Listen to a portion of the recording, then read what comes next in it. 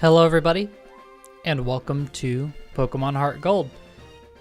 Today we're going to be tackling the Battle Frontier, and we're going to be doing the first of the 5 buildings here.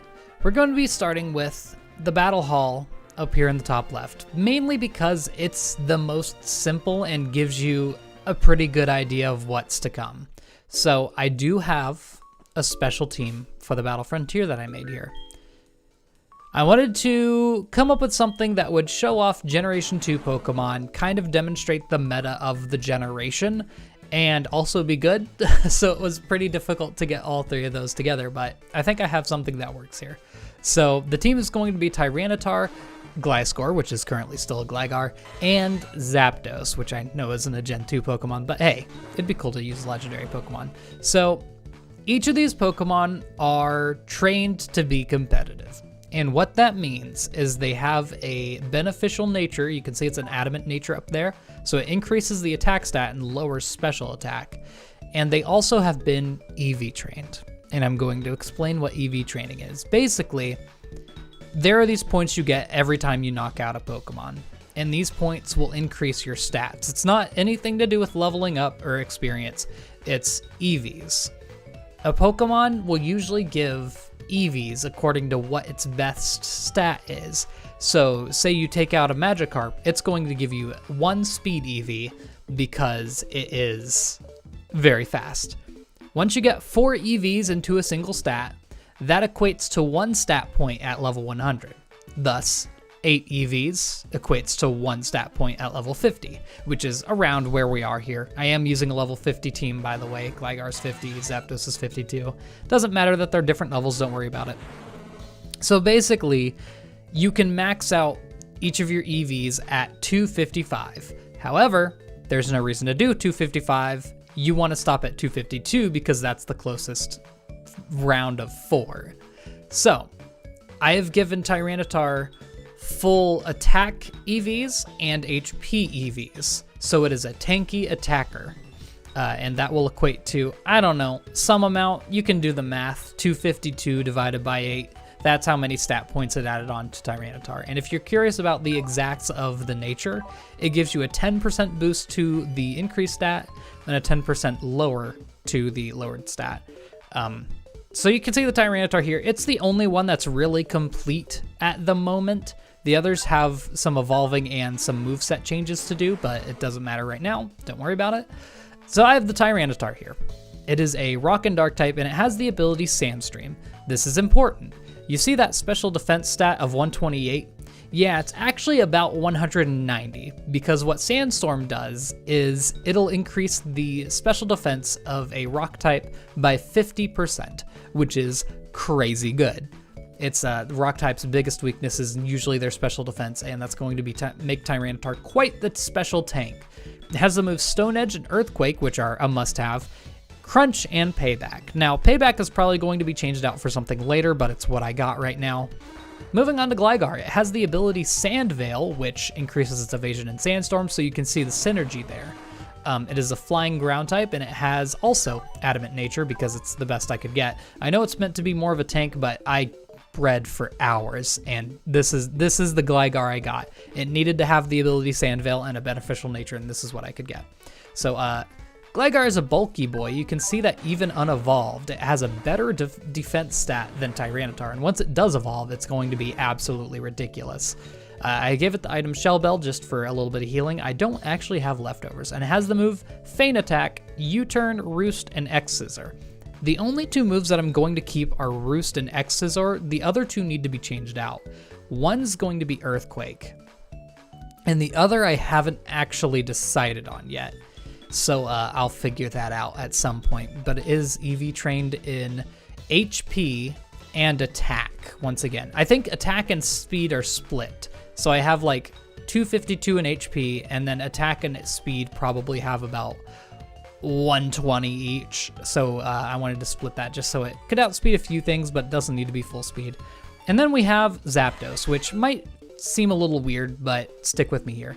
So currently looking at my team, they have a really big weakness to water. So I needed something to be able to deal with that, and that would either be an electric type or a grass type. But I also didn't want that Pokemon to be weak to anything that these two are weak to, and that basically rounds out to Zapdos. Zapdos is a flying and electric type, of course, and it's going to be a pure special attacker. And that's, so I should mention, it was the choice between Zapdos or Breloom. And Breloom was another physical attacker, which is why I didn't end up going with it. Breloom would be able to take out water types as well, but I wanted a special attacker, and there's really no great grass type special attackers. So we have Zapdos here. It's mainly just going to be straight DPS. You can see that ridiculous special attack. Although Tyranitar does have a bit of a higher attack stat, it's still a great special attack stat. And I did not reset to get a good nature on it, so it is what it is. Currently has return, discharge, agent power, and charge. Obviously, it's going to change quite a bit, but all the moves it needs are all from the move tutor, which I don't have enough BP for yet. I'll get it before it matters. Don't worry about it. I plan on giving it Thunderbolt because it will be a little bit more powerful than discharge. It'll have Air Slash, it'll have Overheat, which will cover some grass types, which is really good for us. And the last move kind of could be anything. It doesn't have a beneficial hidden power. It'll be ground type if I gave it hidden power, and that's really useless. So I don't think it'll matter that much. I might give it a second Roost, because I know Gligar does have it. You never know. But that's the team. Zapdos is really here for pure coverage. Not the whole team doesn't have to go with the Sandstorm. It's not a big deal. That's about it. That's the team. However, all that matters today is the Tyranitar, because the Battle Hall only has you using one Pokemon. So I did do 2 streams where I got everything caught up to where it needed to be.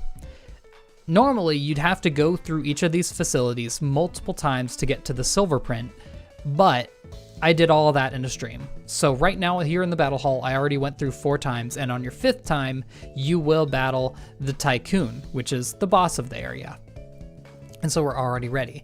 So the way the hall works is that you're going to be going through a type of a Pokemon that you choose, and it'll be rank 1 to up to 10 after you fight it enough times.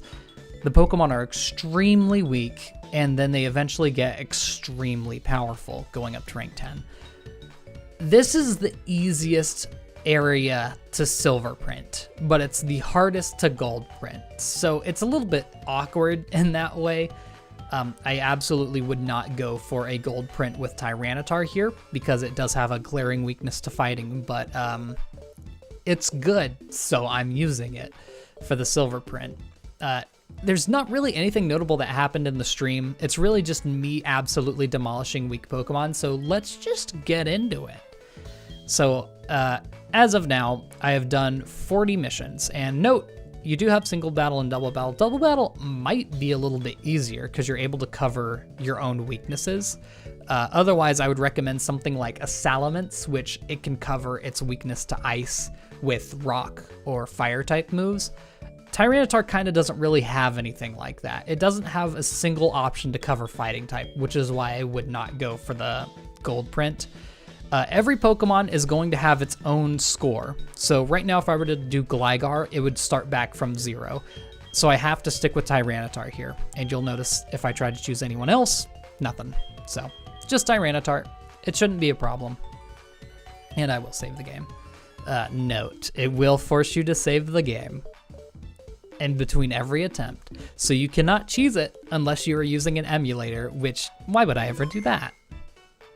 That's one of the reasons why I actually wanted to stream my progress up to this point, is because when I did the Pokemon Emerald Let's Play, I also did the Silver, I believe they were called Symbols in that game, for the Battle Frontier, and people accused me of cheating, which I didn't, but I wanted to show that I wanted to show everything out in the open in a stream, and that's why I did it. So, you'll notice that there's already numbers here. These are the ranks that I worked up to. I worked up to 10 on normal, and I almost got one-shot by a Brick Break from a normal type Pokemon, so I'm not going to be doing that again.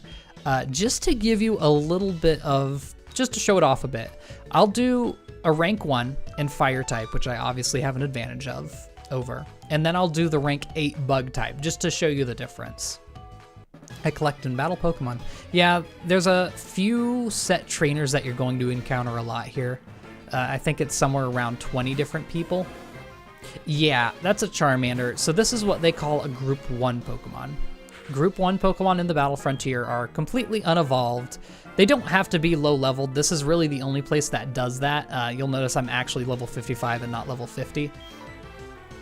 Group 1 Pokemon just consist of very weak single evolutions, basic forms, stuff like that. So imagine a Charmander. There are a few fully evolved Pokemon that are in it, like Butterfree or Beedrill, but it's only the really weak ones, such as Butterfree or Beedrill. So there you go.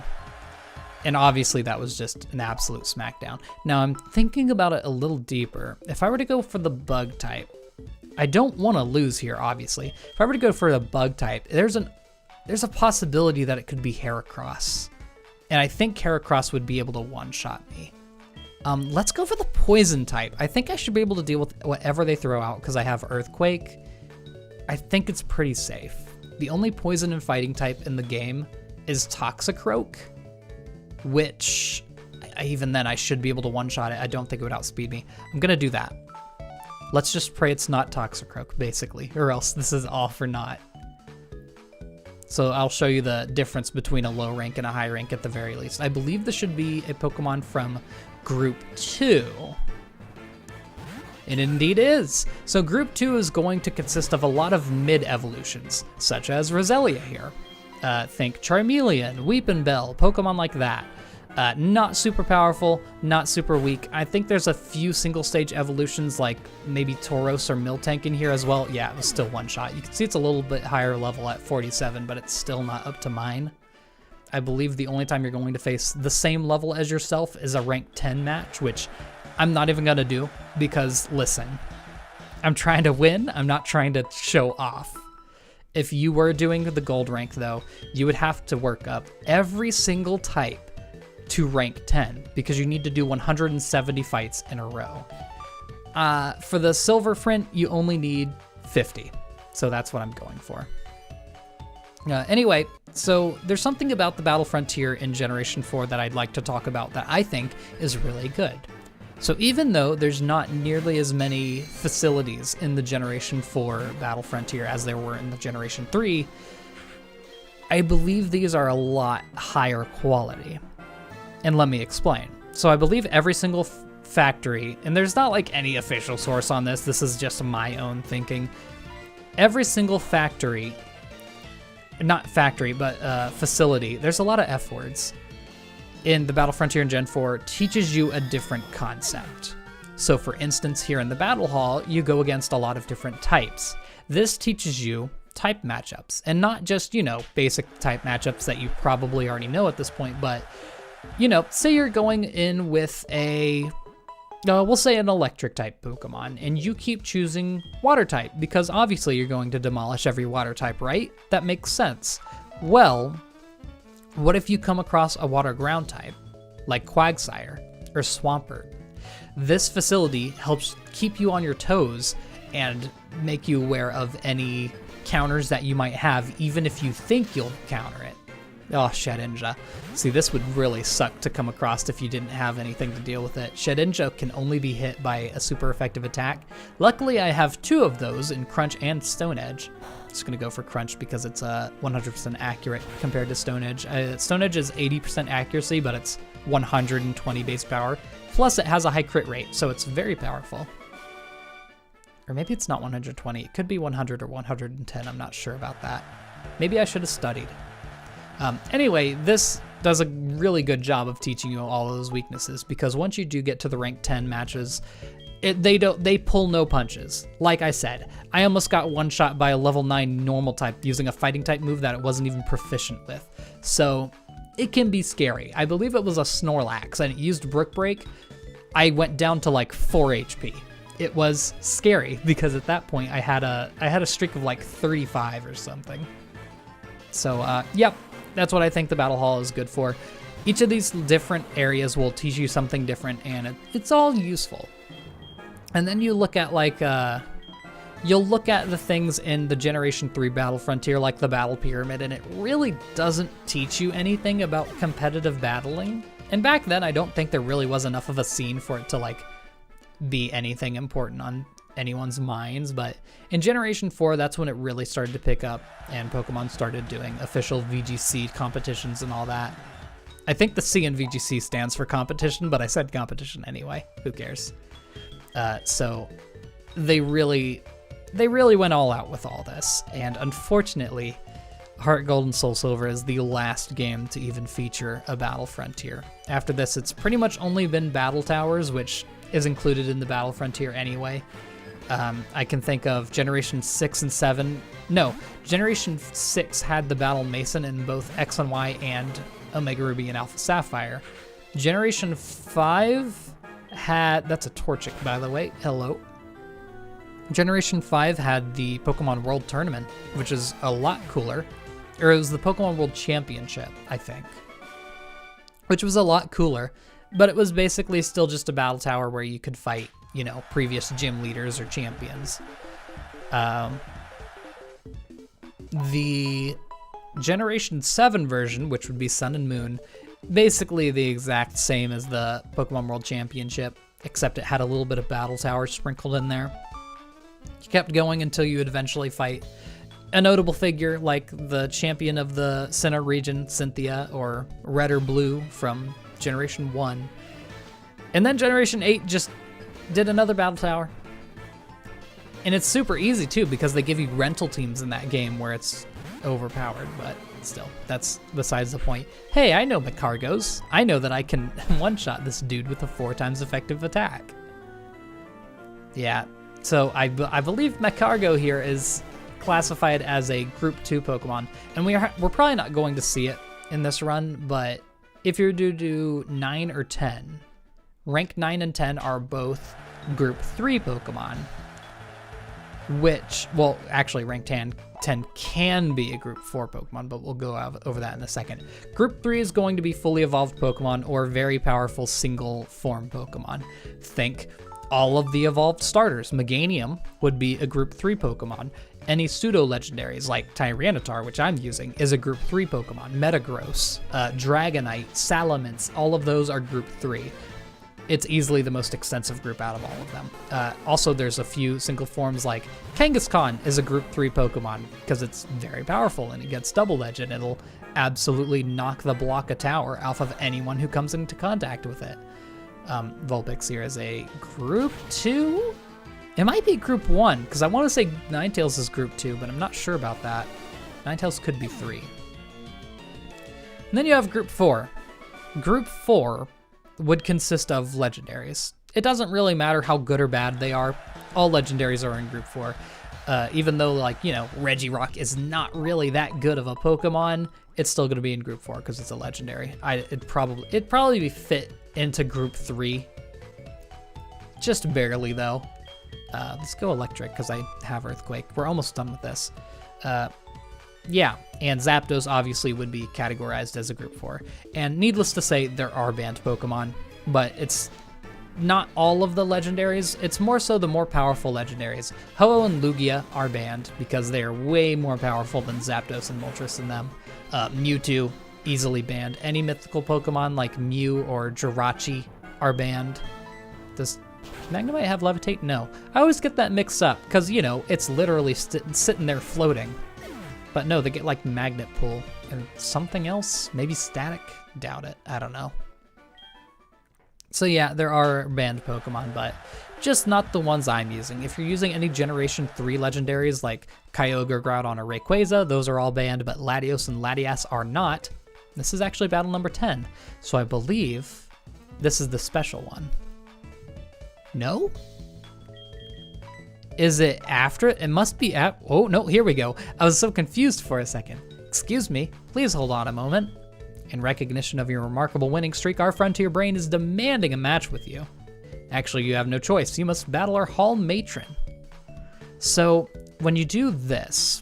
No, like, obviously they know that you'd try to choose something weak for the Battle Matron. So they make you choose rank ? Which basically means it's going to be a random Group 3 Pokemon. So we have something to fear here. We need to hope we get lucky, because this can just ruin everything. There they are.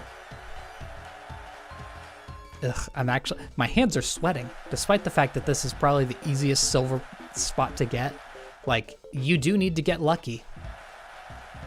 Of course, if you were playing for the gold print, you'd probably be prepared for anything that would counter you. Again, I do believe Salamence would probably be the best choice. My Battle Hall allows trainers to mount challenges with their one preferred Pokemon. I imagine there were tense moments getting here with your chosen one. Haha, yeah. But understand that one shines the brightest when a challenge is overcome. I am Argenta, and I'm your final and most daunting challenge. I dare you to overcome my challenge. I'm gonna let you listen to this unique battle theme.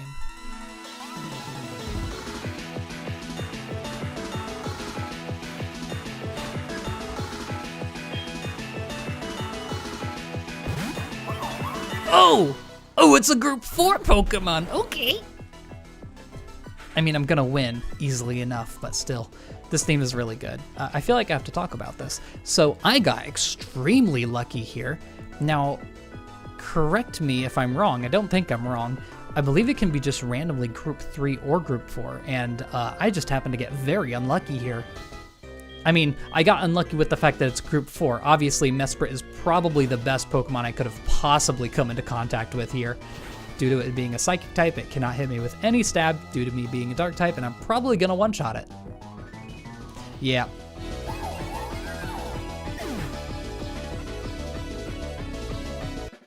Oh, I didn't want to press forward, but it auto went. Man, that was the best part of the song, too. I detest how fun times seem to end so quickly. That's unfortunate that we got to hear that song in such a short battle, but hey, we'll hear it a lot more extensively in the other frontier areas. A good trainer doesn't force their preferred Pokemon on anyone. A good one keeps with their favorite without drama or fanfare. That's how I see it, at least. And by the way I see it, you're an excellent trainer. Be sure to visit the Battle Hall again with the favorite Pokemon. Until then, bye-bye. Would you like to save the last battle? You know what?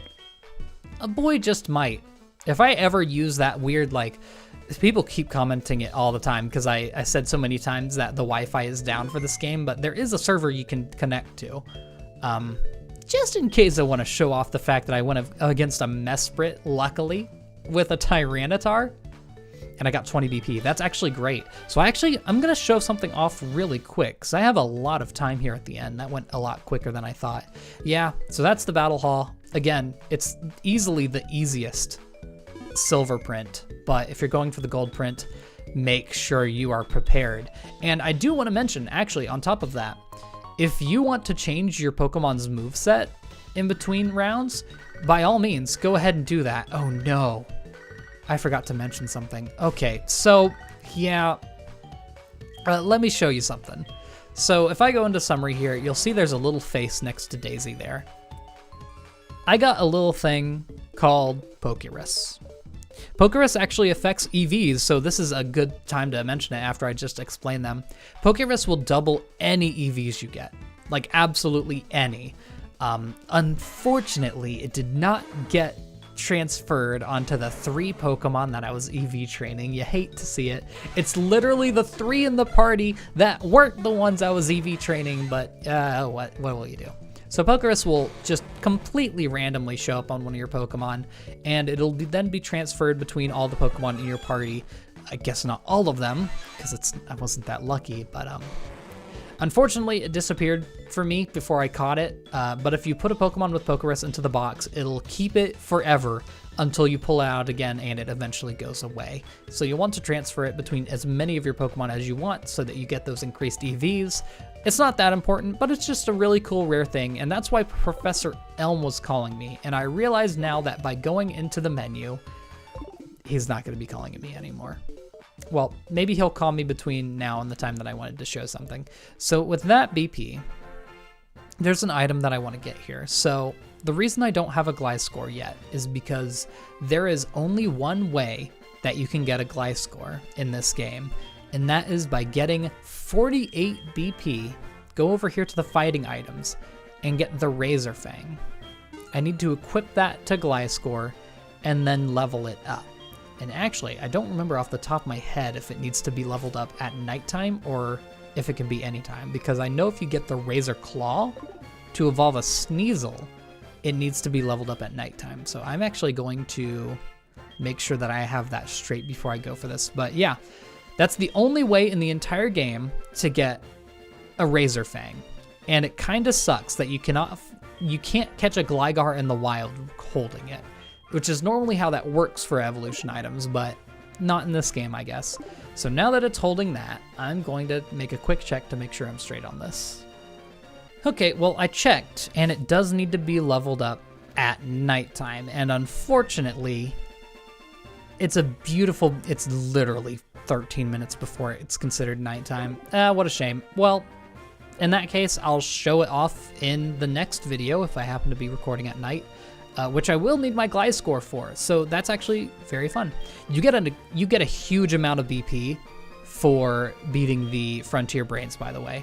I guess they're not all called brains in this game, but I'm just going to call them that. Normally, if you do the Battle Hall, you only get 1 BP, and then you get 20 for beating the brain, and I believe it doubles after that point, so you'd now get 2 BP per run through.